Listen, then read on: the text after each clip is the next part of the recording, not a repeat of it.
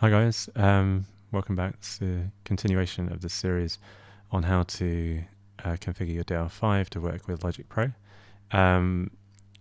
Basically just going to cover syncing, so the Midi sync feature on this. If you do want to have a look at how to set up the Midi channels for the DR5, please refer to the other video. I will do it, but it will just be very quickly in this, as I really wanted to show you how to get the sync to work.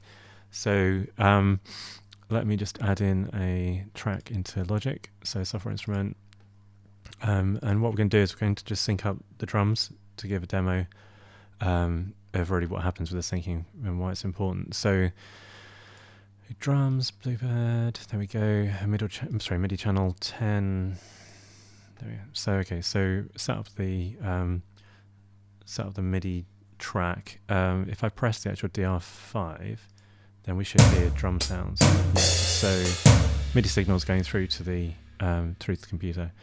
Now, what I'll do is I'll just quickly show you what happens if you do try and do this without the sync. So we've got the track here. We'll press record, and I'll just press start on the drum machine. And you can hear, because this has got a metronome, it's out of time. I've actually set up the overall tempos for both of these to be the same, so you know it could actually sound worse. If I just quickly play the back, I mean you can hear it's totally out of sync. So you can imagine if you're recording this in one go, then you know maybe it's not so much a problem, but you won't be able to edit. You won't be able to do loops. It would be very, very complicated. So the best thing to do is to use MIDI sync. So what I'll do is I'll show you how to set that up and then just show you it in action. So I'll just delete this track here. Okay, so I mean, first off, on the DR5, you can see I've set this onto a song. So that's with the, you know, obviously with the song option. So set it to the song you actually want to record. The MIDI does seem to overwhelm the DR5 sometimes. You sometimes get crashing. It's never done that to me at a gig or whatever, but it's usually just when you're sort of setting up. So set up song first. Now on the actual DR5, if you do shift and then MIDI, which is the, unfortunately a bit out of focus now, it's the tune from the top right with shift, you can see it's gone to note sure.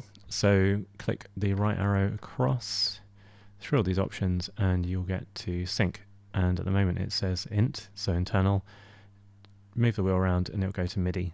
So what that's doing is it's setting up to actually get sync messages from the MIDI controller. You can see if I click tempo, it actually says MIDI now. Well, it says mid, but that stands for MIDI.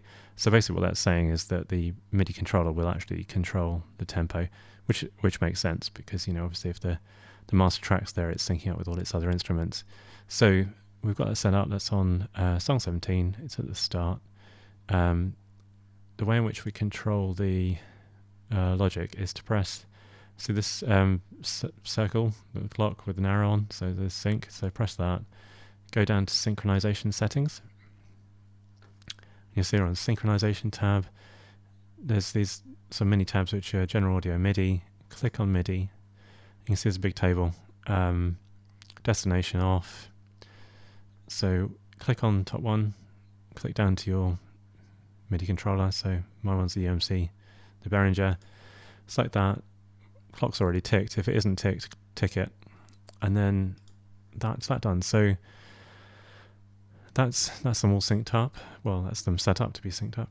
So if I now show you what happens when I click the record button, actually it's going to go off focus, but so if I do record, just going back to DR5, you can see it's started up, and it's going through the panels that are programmed into it. But you can also hear that it is totally in time. If I click metronome,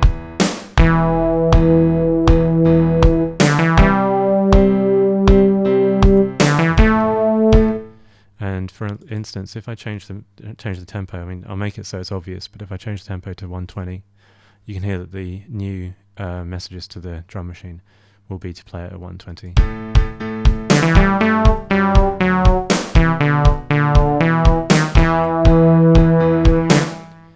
So there we go. Now, hopefully that's useful. Generally, with the MIDI clock, with the DR5 especially, because you've got lots of sort of the parts all programmed in at once, you can record them all at the same time, but it is really, really key that you are able to sync up the tempo of Logic with the tempo in the DR5. Like I say, if you don't do that, then you can't clip the ends of songs, you can't do loops, you can't tidy stuff up. So sync is really important. Hopefully that was useful. It seems a bit of a short one, but again, it was one of those ones I sort of had to look around and try and work out how exactly this was meant to work.